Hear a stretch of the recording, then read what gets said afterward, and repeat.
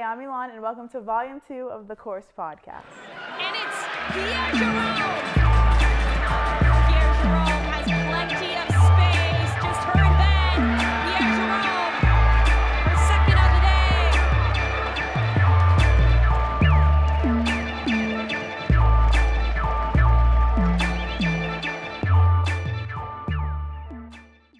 Welcome back to the Course Podcast. I'm your host, Milan Pierre Jerome, and I'm here with Baraka Okojie, George Mason men's basketball player. How are you? I'm good. How you doing? Good. It's good to have you on here. Yes. Well, I wanted to just talk to you and hear about, your journey thus far and what got you here. Mm-hmm. So if that's okay. Yeah, I'm excited to be here. So, All right. So let's talk about, just childhood. I know you're born in Canada. So yes. How was that experience? It was different because, my dad's from Nigeria, my mom's from Kenya. So immigrant parents into a country, they're still learning. Right. As we're growing up. I had an older brother growing up. He's 21 now. Okay. So, growing up with that type of environment, it was real interesting, going to school, meeting different people, and then obviously playing basketball. I started playing basketball super young, right, since I can remember, about like 2 years old. So that being a part of how I grew up, it was just real tough, but it was fun. So did your parents, was English one of their languages that they spoke, or was it like hard, like to speak English around the house? Like what was going on with that? Nah, my parents did speak English. Okay. We only spoke English at home. Okay. I wish to this day that my parents taught me some of their native languages. To this day, Swahili. I really want to learn Swahili to this day. But me and my brother and my sister nowadays, we only speak English. So you still can learn. Yeah, it's tough, but I'm a little lazy. So like in terms of like learning a new language, it's tough. But have you ever been able to like go back to where they're from and visit? I've been to Nigeria twice. I went when I was like really young, so around like 4 years old. Okay. And then the other time I was about 10. Okay. And then I've never been to Kenya before, but we've been planning that for a little bit. So hopefully I can go at some point. Do you remember Nigeria at all? How the second time, it's real hectic over there. I'm not gonna lie. It's like street cars, like bumping into each other, like no real roads. Like, and I remember we went during New Year's, so it was like a bunch of parties going on and stuff like that. And like my family is like royalty back in Nigeria. Oh, really? Yeah, to a part like. So we had like this, I didn't even know. So when I first went, it was like this really like big house, and we had like a whole bunch of servants and stuff like that. And I was just, I'm not even lying. Like that's crazy. Like I can fact check this with my dad or whatever, but it's like we had a whole bunch of servants and everything, and it was crazy. Like I was treated like that, and I didn't even know when I went. So it was wild, for sure. That's crazy. Like having servants and everything, that's wild. Yeah, and then you come back crazy. to America, and you're like, yeah, it's kind of crazy, but No, that's cool. And then does your mom like cooking those international dishes? Yeah, definitely. My mom, it's funny because my dad tells the story all the time how he taught my mom how to cook all the Nigerian dishes and stuff like that, and my mom be cooking the Kenyan dishes. So it's still a part of my daily. Every single time they come and visit me, they bring food. Because I'm used to the home cooked meals and stuff like that. So is there one you prefer over the other? Jollof rice is a big a big famous one for Nigerians, but I like my mom's fried rice, to be honest with you. Okay, can you cook? I'm getting there. Okay. Like, I've been with my mom in the kitchen a little bit, so I know how to do a little bit, but I still need a little bit. You're still learning? Yeah, I'm still learning a little bit. So that's good. That's so then it is. You said you started playing basketball too? Yeah, really early, since I can remember. So what made you want to start playing basketball? My dad played basketball when he was young, around college, back when he was in Nigeria. And then my brother played, so I was pretty much a clone of my brother, basically doing whatever he was doing, trying to be like him. So he was playing, so I was just playing. That's just what I got into. So you have an older brother and then a younger sister? Yes. And how are those relationships? How old are they? My brother is 2 years older than me. He's about to turn 21. I lied earlier. He's about to turn 21 August 7th. And then my sister is about to be 9 in a couple weeks. So I love them heavily. My brother, like I said earlier, he's like, whatever he did, I tried to be all his music. I tried to copy the way he dressed, all that. I love him to this day. He's at Howard right now. He's playing. He just played in the March Madness first 4 game. He's been to back-to-back March Madness tournaments, which is I'm a little jealous of, but I'm so happy for him. I love him to death. And then that's like my daughter, my little sister. She's really like, since the age gap is so big, it's like you really got to be a parent, but I love him to death. And you're saying earlier, like you're very protective of her. So definitely. I'm going to put her on game as early as possible So, she knows how to move around because, you know what I'm saying, I had to learn. You know what I'm saying? I'm not going I'm going to give her the head start. Good. That's good. And then, so when you were growing up, would you play with your brother and your dad and just practice with them? How was that? Yeah, it got competitive. It definitely got competitive. My dad wasn't really, he was more on the older side, so he didn't really like to compete with us. But me and my brother definitely got into heated battles when we were younger for sure. But we haven't played in like a year or two. I think my brother's a little nervous that I've kind of gotten the edge on him. He's always been a little bigger and taller than me, so whenever I would like start beating him, he's like, he'd like start using his muscle and stuff like that to where. But we haven't played in a little while, but it was a lot of battles back then. So then, what made your family want to move to Canada and raise you guys in Canada? I think it was just opportunities, like being able to do whatever we wanted and be whoever we wanted as growing up as kids. I feel like that's what our parents wanted for us. So I feel like that's why they moved. And did you love growing up in Canada? How was that? Yeah, it was fun. It's kind of like, it's different because you never really, up until like the 7th and 8th grade, I never really left Canada in terms of like going somewhere to live somewhere for a long period of time until I started playing AAU basketball and stuff like that. Right. To where it's like, you think that everything that goes on is like that's how it is everywhere. Right. You feel what I'm saying? Yeah. So the Canadian accent, all that, like you think is normal and everything, and you go through and do things that everybody else is doing around the city and stuff like that. So where it was really fun to grow up in Canada. It's not that much different from America, especially around Toronto area. It's more like another big city.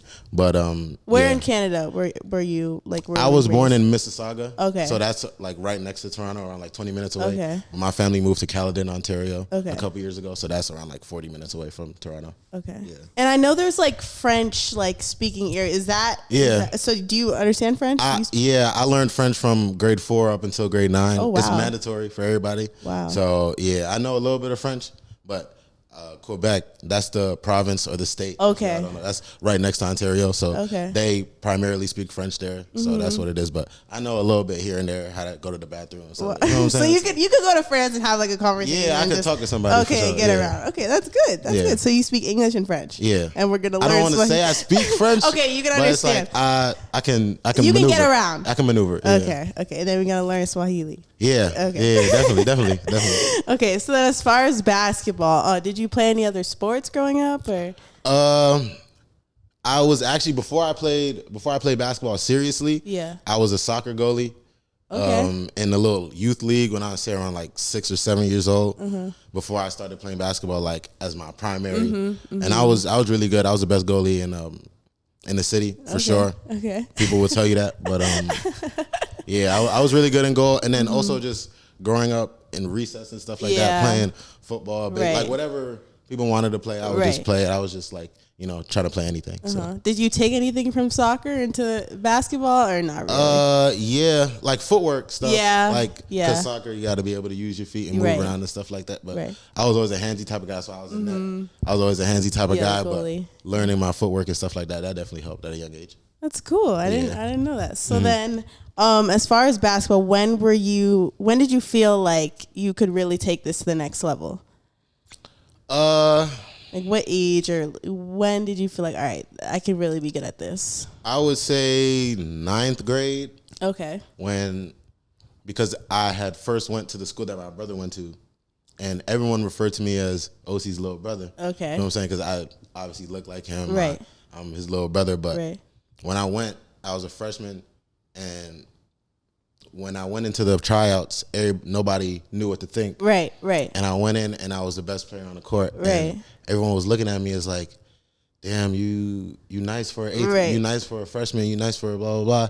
So I was like, okay. And I played that whole year as a starting point guard on the varsity team. And that's when I was like, okay, I can do it. And then that same summer, I went in and I played 17U as a 15U kid. Wow. And played against guys like Grady Dick and Jarvis Walker and those type of NBA guys. Right. And I held my own. So I was like, as a 15-year-old. Right. So I was looking at myself and I was like, if I really lock in, I could really do something with this. So is that when you started to lock in? Like, what was it looking like when you started to do that? That's when I transferred from that school. That was a Catholic school, public Catholic school. Okay. I transferred from there and went to a basketball school. And ever since then, I was just kind of trying to build on it because I could see it as something I was doing. So then you went to DME Academy. No, I went to J. Addison for 2 years. For 2 years. That's where my brother went too. Okay. So my sophomore year in high school, I was there with my brother. Okay. But that was a COVID year, so when he was a senior and you were okay. So basketball wasn't really something that was going on a lot because all the closures and stuff like that.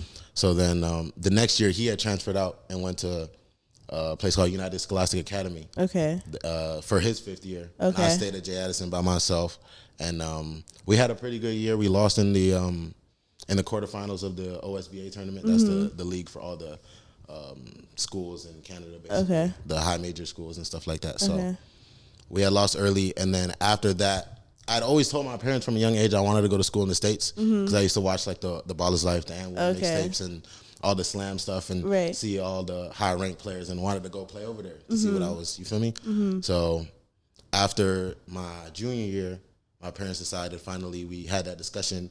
And I went to DME Academy with Coach Matt down there. So your brother stayed in Canada, and then you... Yeah, my brother stayed in Canada, and then when he went to Howard for his freshman year, that's when I went to DME. So you both came to the States together. Yeah, pretty much, yeah. So what made you want to go to DME?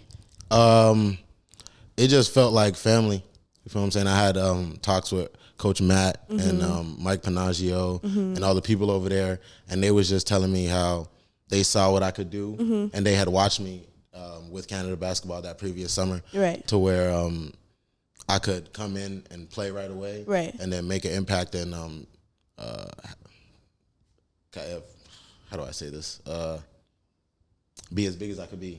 Yeah. So that's what I thought. So when you're like looking to go to the States out of Canada, how does that work? Like, can they recruit you? Like, how does that work? Are you looking for schools? Yeah, it's a little bit of both because I played AU in the States, so so the schools kind of see me. But it was also like you gotta be proactive in looking for a school that's good for you. So that's a little bit of both. And then when you played AAU in the States, where were you playing? I was playing with Canada Elite. So in Canada, there's around 3 or 4 programs that go to the States yearly and play in the either Adidas, Nike, or Under Armour circuit. I was with Canada Elite, so we was Under Armour. So we would go every year and compete against the other American teams. That makes sense. And then I know you played for Canada. U16 or 16U, sorry. Basketball is different. No, it's U16. U16. Okay, and what made you want to do that? How was that experience? I was in the Canada basketball program for a little while, so the way they did it, the grade 7s and the grade 8s, it was like a little junior academy. To where like it's a feeder program to go into those cadet teams. So I was in there for both grade 7 and grade 8, so they knew me already. And then when the tryouts came, I just I went and I ended up making the team and being a huge part of the team and the run we made to get bronze that summer. So it was really fun, and I didn't realize when I was in it how big it was and how I was representing the whole country until after. But yeah, it was really fun. Yeah, because when you're young, you don't really like know how big that is. I didn't really understand. Like I made it both years, so it was kind of like, oh, it's just something that's regular that people do. You feel what I'm saying? So I ain't really know. And like now that you're older, you're looking back at it, you're like, okay, like that was a little crazy. Yeah, it was a little crazy. The same thing with me when I was playing with Haiti and I was like 15. I was like, okay, we're just playing other countries. Like, it's not that serious. Like, gonna get a medal. And then you look back, you're like, no, like, you were really doing that. Yeah, not a lot of people do this. Yeah, we were sick. We were still in high school. Yeah, 16, 17, so 15 it's like, old. We're still getting our high school degrees or whatever. All that, and still playing against other nations. So that was cool. But, yeah, it's crazy.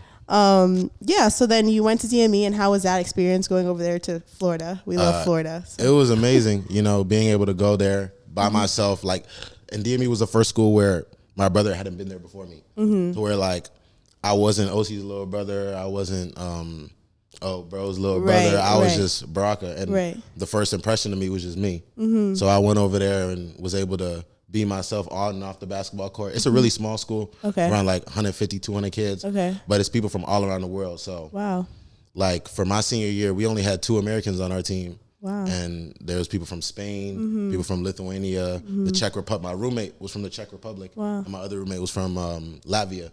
So really just all over the world, Italians, like making connections and stuff like that. It's an amazing place. For real. So did everyone speak English? Everyone was Yeah, pretty Okay. much everybody spoke English. There was a couple African kids that came later in the year that struggled with English a little bit. But other than that, everybody spoke English for real. So how is that like being around different cultures and just being able to experience that and languages? It's crazy. It's crazy because like the norm in Canada or America is not the norm everywhere else. Right. So like, say for instance, like people eating ketchup with pizza. Right. May be weird to some places, but in some places that's the norm. So where it's like you gotta understand, and that helped me understand people's like everybody's culture and everybody's different in different parts of the world. But it was definitely interesting. It was definitely an interesting experience. Where in Florida is DME? Daytona Beach. Okay. Daytona Beach, Florida. Okay. Yeah. So did you like going to the beach or was that? Yeah, something? yeah, we went to the beach a lot. I mean, that's the most we really could do. It was a lot of restrictions because we were still high school kids, Right.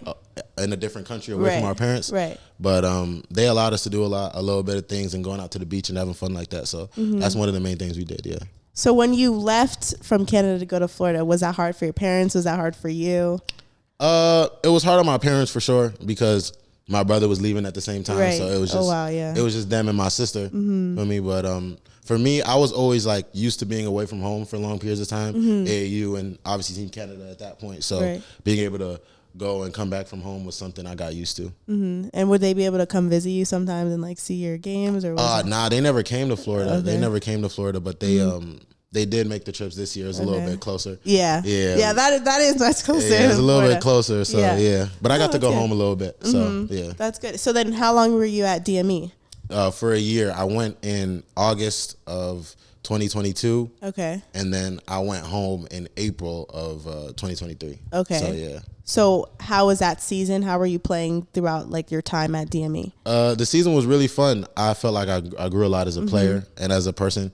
You know, Coach Matt really let me rock. And throughout the whole preseason, he told everybody like there's no assigned spots or promised anything. Like everybody's just gonna go out and we're gonna see who the best 9 or 10 is for the national team. Right. So I went out, I played, I earned my spot as a starting point guard, and then from there we just kept rolling. We had a really talented team, 5 D1 commits in the first year, and then one of our bigs this year is the number 1 big in the country. So yeah, it was crazy. He was with us last year. He came a little throughout the middle of the season, but we were a really talented team. I think we went 26-6 or something like that, somewhere around there. We had a good season. But we ended up falling short in the championship. I got injured in the championship for the SIAA. That's the Florida league that we were in. Okay. And then the Grind Session World Championships, we ended up falling short in the quarterfinals too. But I love the season. I love those guys, and that's one of the first times I had cried when the season was over because just realizing that I would never really play with those guys again or be around that type of group that I really cherish. I really love. Do you still stay in contact with them? Yeah, definitely. I talk to everybody, Nate, Nigel. There's one of my teammates, Petrus, he plays for Dayton. Okay. So I got to see him. Oh, wow, that's nice. I got to see him when they came over here, and we got the best of them. So that was even sweeter. But yeah, I talk to my teammates all the time. And how is that, like being able to play against? Do you have any teammates that were on the Canadian team with you too that are playing in college that you Yeah, actually, one of my good friends at Richmond, Mikkel Tyne. Okay. We played him twice this year, so it's kind of surreal. Yeah. Especially Mikkel, I had played with him since I was like in 3rd grade. Okay. We was on the same team 3rd grade, and then after that, we was kind of always yeah competitors, but that's really one of my best friends. So, you know, being able to play against him in college is kind of surreal. So, yeah, I definitely say it's an experience for sure. That's nice, just being able to, you know, grow up together, playing those systems, then you're playing against each other in college. That's nice to be able to do that. But as far as like going to DME, do you think that prepared you to go to college? You know, being on your own. Yeah. You feel like that helps? I say definitely being on my own, being able to know you got to go to the gym this time. Nobody's going to tell you what to do. You just got to really do it. You know what I'm saying? Go to the store, get groceries for yourself. No, like there are set meals for you at DME, but also if you want to gain 5 pounds, you got to eat extra this here and here. And you got to go in the gym here and here and here and get extra work in and stuff like that. So it definitely prepared me for what this year was going to look like. Right. So, yeah, I appreciated it for sure. So when you started looking at colleges, when was that?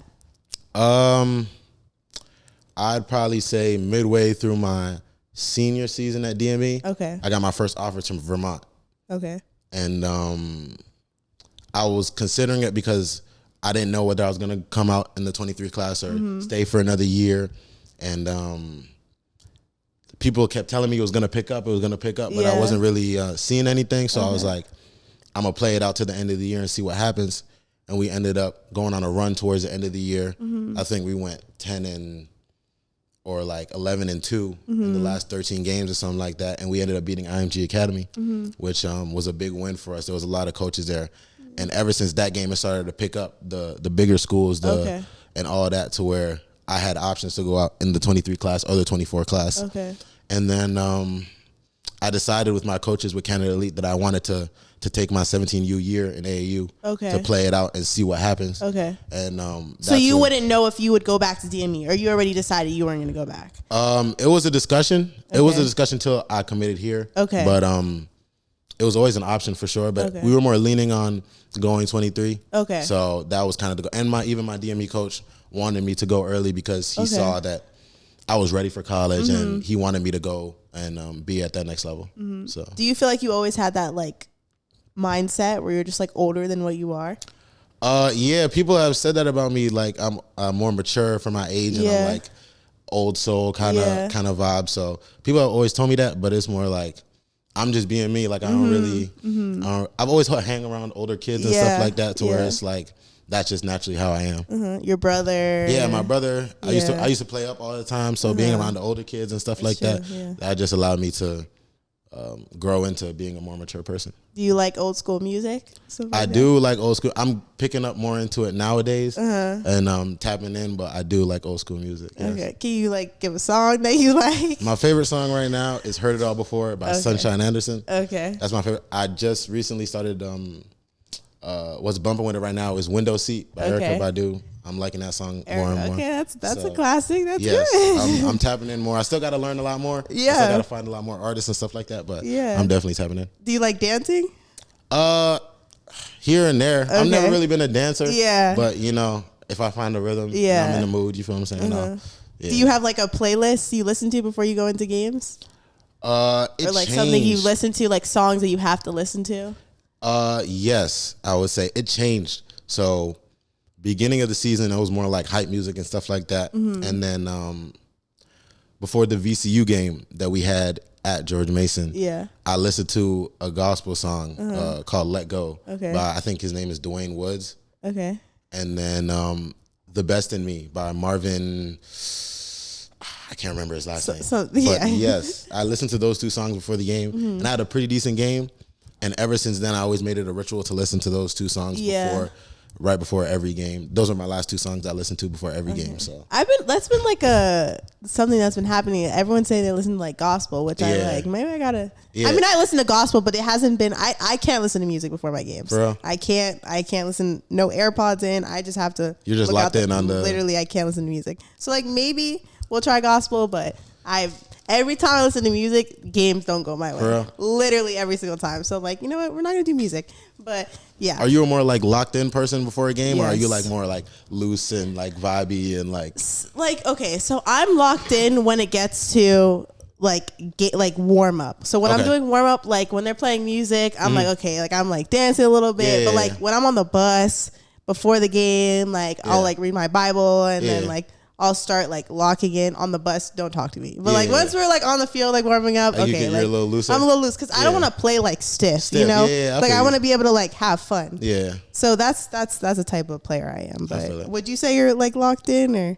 It's a little bit of both. It flip flops for me because like there's some games where I'm like super locked in, like I won't talk to nobody. Yeah. And I'll just like be in my own head and I'll play good. Yeah. And then there's other times where I'll be like super loose, having fun, dancing, singing the songs, like making jokes. Yeah. And I'll play good. So it's real flip flop. Like depending on the day, how I'm feeling, like that's how I'll approach the game. No, that's the same thing for me. But okay, so going back to college, so you said Vermont offered was the first offer I got in my senior year. Okay, so then as you're going through your senior year and you said you beat IMG and that's when it started picking up. What was picking up? What schools were contacting you?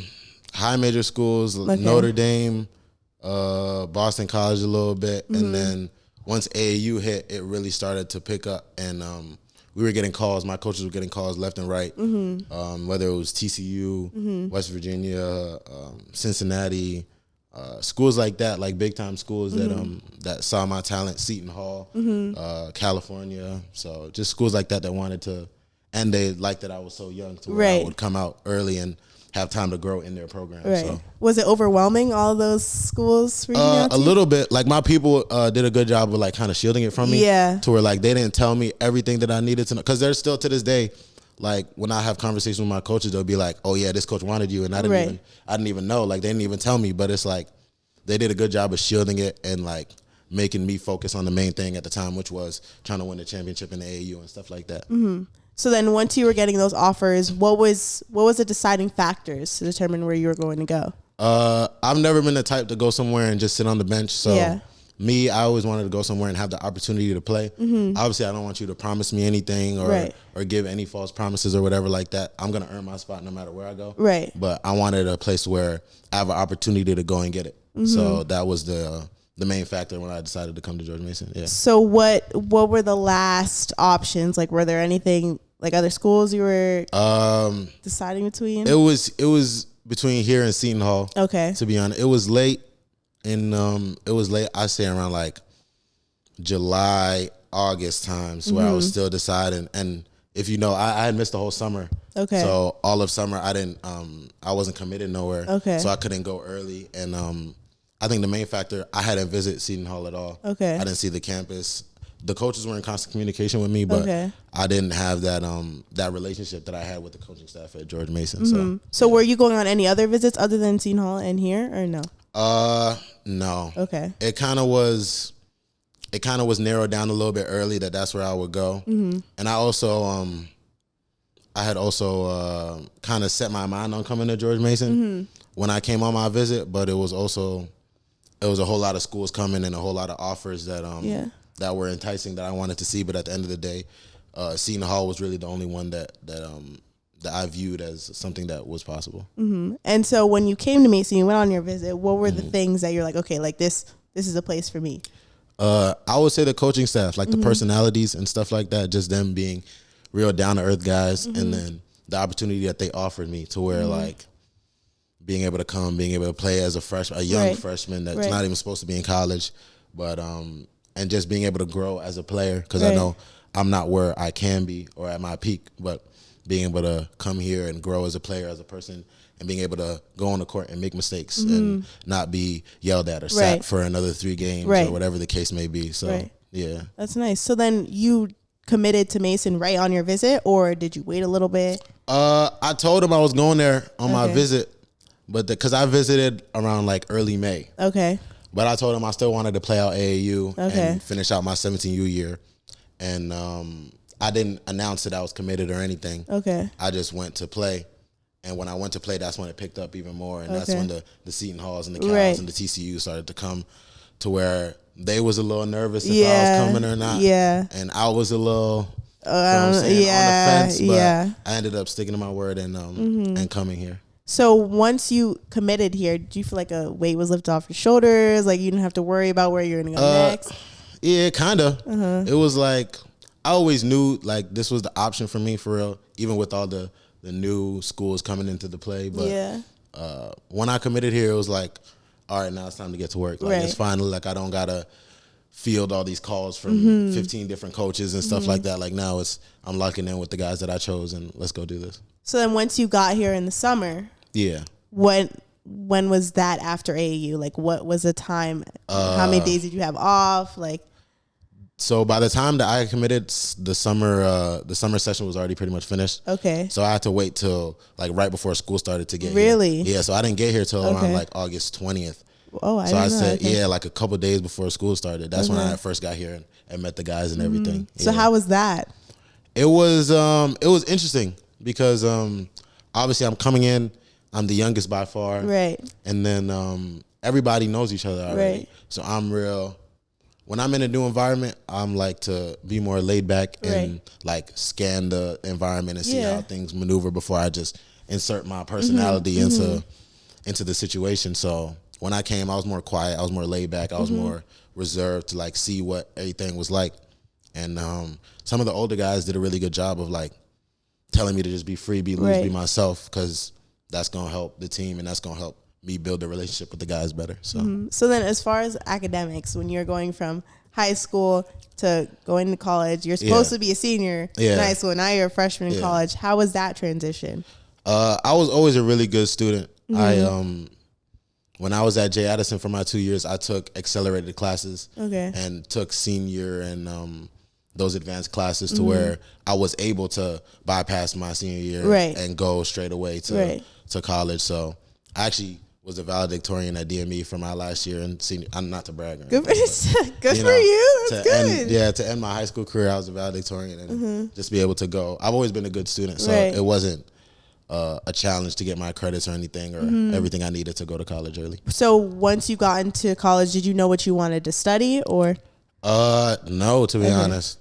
I picked business kind of because my brother was in business and he kind of told me what it was and what it could get you and stuff like that. But I'm not gonna lie, I didn't know you could go into college without a major. Yeah. But if I'd known, I probably would have come into college without a major. I picked business and I'm still sticking with it. So that's good. And then, your brother's 30 minutes down the road. Was that a factor when you were considering Jordan Mason or no? You're just like, oh, this is coincidence. It was definitely a bonus, but it wasn't really a factor too much into it because I'm used to being away from my brother when we had boarding school and stuff like that. So, but it's definitely a plus. I haven't got to see him. Neither of us don't have no cars. Oh, okay. So I never got to see him throughout the season, but definitely now that the season's over, I'm gonna go visit him sometimes. That's good. And do you guys talk about the games and after games, his game? He be watching and I be watching his game. So we be talking about obviously what we could have done better because we're our biggest critics. We know how good each other can be. So, just being able to talk to each other and let each other know we're there, we're watching and you could have done this, you could have done that. So we talk about it all. Yeah. So after games, are you more of I'm hard on myself, or are you more we obviously we always move, but are you more lax when it comes to after games? It depends on the performance, to be honest. It's more if I know I could have done better for my team in certain scenarios and being better, being more secure with the ball, or making more shots or making more free throws, you feel what I'm saying? I'll definitely go to where I'll be hard on myself. But if it's more it's a team win and maybe I didn't contribute as much as I could have, but at the end of the day I did what the team needed that day, then I'll more chalk it up to just we move and there's always next game. It's just crazy that you were supposed to be a senior in high school and you're a freshman in college. That's good for you. Good for you. So then, you went into your freshman year and you started the season, or no, you started training. Yes. So how was training throughout that fall? It was a bit of a struggle because I had just come from playing high school players to now playing against 22, 23, 24-year-olds. Everybody's strong. Everybody's fast. Everybody has long arms to where it's I needed to learn to adjust to the game and adjust to playing against these different caliber of players, And my main thing is my speed. Everybody says that I'm fast and everything. And one of the biggest things when coming into college is learn how to use your speed and when to slow down and when to speed up and stuff like that. Throughout that fall, Coach Skin, his main thing to me was just singles, being able to, as a baseball term, being able to hit a single. And then 3-4 plays later, then you go for the home run instead of trying to go for the home run straight away and trying to be too anti like that. So, that was one of the things I had to learn at the start of the season. So once you were going through those trainings where you feel like you were developing, you're improving before the season, did you feel like you were becoming a better player? Yeah, I felt more comfortable, definitely. And then when we had the 2 exhibition games, I could kind of feel out how college basketball was going to be. And once I played in those games and I saw that I did pretty good and I could hold my own, it was more all right, you can do this now. Let's go and let's do it. Were you nervous going into those exhibition games? How were you feeling? The first one, I was against St. Thomas. I was for sure a little nervous because it was they're not a D1 team. But at the end of the day, this is my first game. I'm gonna see how I react to everything. Being the only point guard out there, sometimes maybe a little nervous because I don't have no other options. I got to be the guy with the ball right now. So it's once I got through that game, it was kind of okay, I can do this. Right. So then once you got through the exhibition games and, non-conference hit and you're playing the Tennessees, you're playing some good teams. How was that? It was definitely an experience. We had a really good non-conference and we played some good teams, but I feel like we were one of the most talented teams in the country this year, to be honest with you. So I feel like our talent and just us being a good team together, playing together during that non-conference got us some good wins, and we learned a lot throughout those 2 losses. Even though we won 11-2, those 2 losses taught us a lot, and we were able to use that to continue throughout the season. And then once you got into conference, how was that transition? Like, did you feel like it pick up? Like, what did that feel like? I'd say conference play, in terms of my play, I got more comfortable. Okay. But it was also a lot harder because everybody knows what you're doing. Right. Everybody knows your tendencies, whether you like to go left, go right, whether you like to pull up or go all the way to the basket. So it was more like, now that people know that you do this really good, like, how can you counter that and do this really good, or whatever the case may be. And we struggled a little bit throughout conference play, ended up going 9-9, but there were stretches throughout conference play where we couldn't, whether it's we couldn't hit a shot and we had to drive to the basket, or we were hitting everything, but the other team was also hitting everything, to where it's like you have to learn and adapt because every game's going to be different. And every time you play, you're going all out. Like, you're leaving everything else on, everything you have on the court. So what drives you to be able to do that? My parents never taught me to be afraid of nothing, to where it's like I go out there and I'm not worried about how much this guy averages, or how big of a name, or how many followers this guy have. It's just go out there and play basketball, because it's basketball out there. It's a game. I say that to myself before a game sometimes, like, it's just a game at the end of the day. You go out there, you've been playing it your whole life, so why would you be nervous or scared of what could happen? So when you're going through those games and you're experiencing, and you're going up for layups and you're having those big drives, like, what's propelling you to keep going forward and keep doing it? Like, are you like telling yourself anything?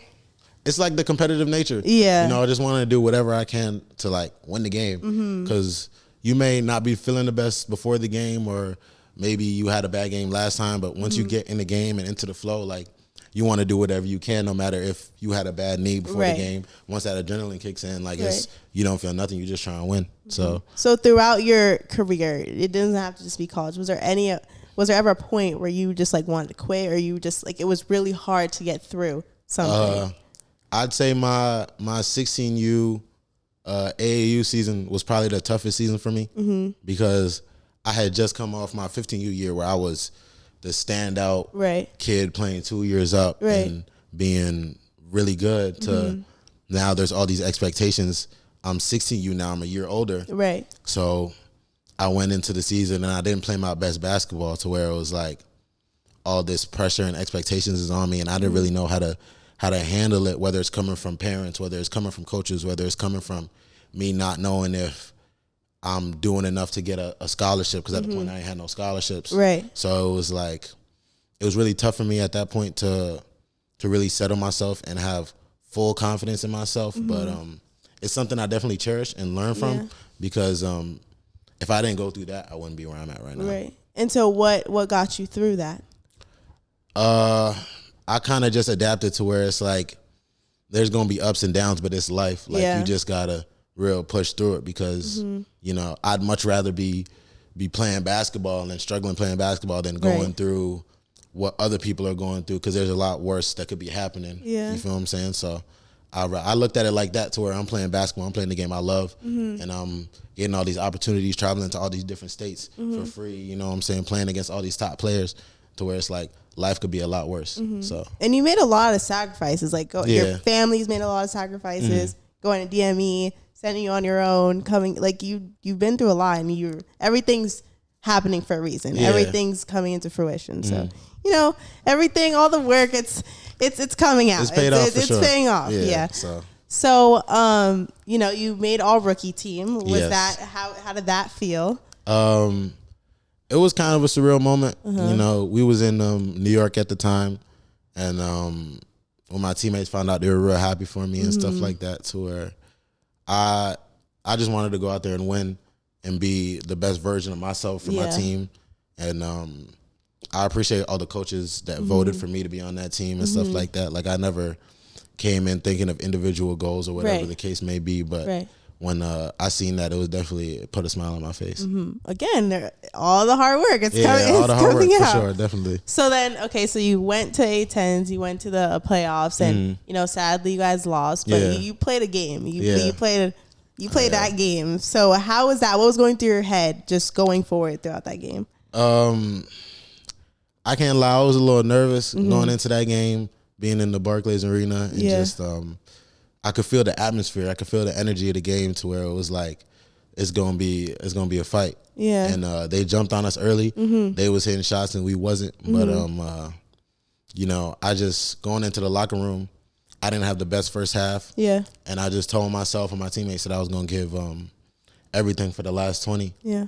Whether it's gonna be the last 20 minutes of our season or whether we're gonna pull through and have another game the next day. But I wasn't gonna have no regrets coming back into the locker room after that 20 minutes, and that's what I did. And once the season was over and once the game was over, how was that? How were those feelings? It was definitely sad because knowing the type of guys we have and the type of work we put in, that we could have did so much more. Right. But you know, at the end of the day, I was appreciative of everything that I learned throughout the season, and I was more sad for my older guys, Amari, Trey, who really didn't have another year to come back and do it again or be better. You feel what I'm saying? So it was definitely a mix of emotions, but I wouldn't trade it in.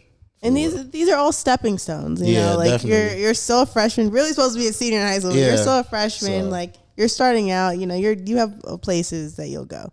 So I gotta learn that sometimes. You know, it's everything's not gonna happen the way you want it to go. It's still early, and I still got a lot of time, so I still gotta learn sometimes. So you said you don't feel like you're at your peak or where you want to be. Not at all. Right? No. So not at all. Okay. So what is gonna get you there? What do you think will make you get to that point?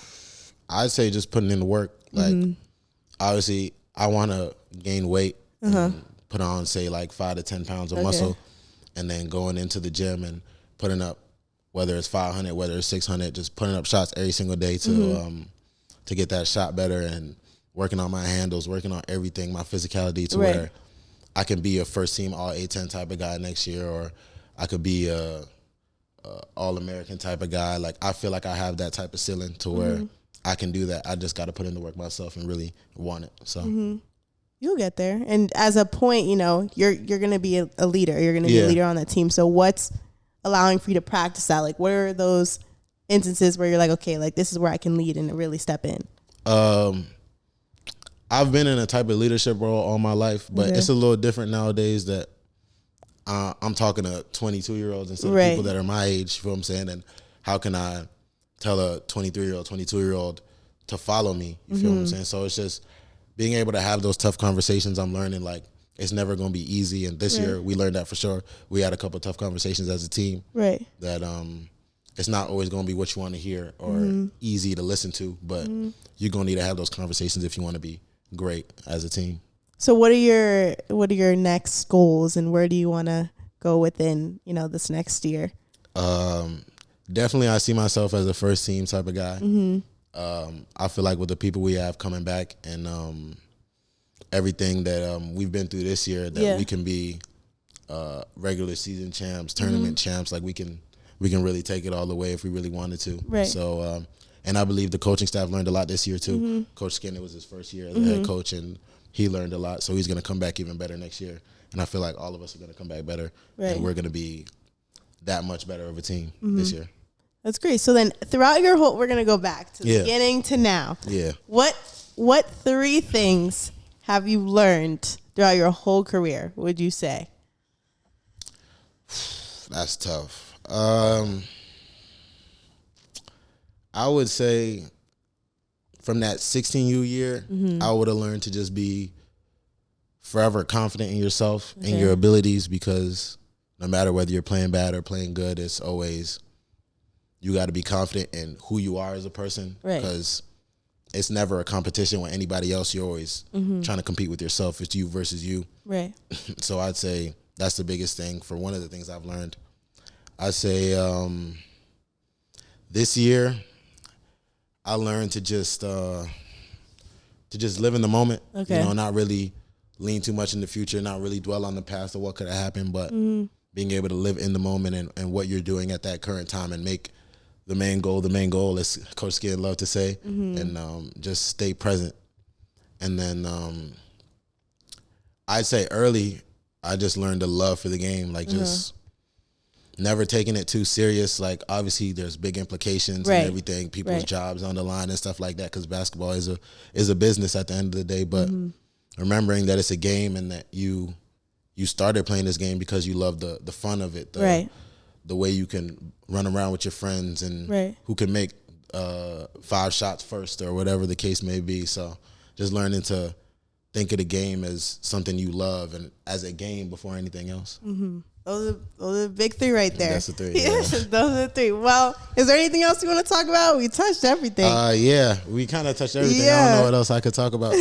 Not too interesting of a guy, you know. So. No, that was great. It's been great having you on the show. Yes. Did you have a good time? I had a great time. This was fun. I appreciate it for sure. Good. Well, thank you for being on this episode. Make sure y'all follow him on all of his platforms. Yes, They'll be in the description, and follow us on all of our platforms. Subscribe to our YouTube channel.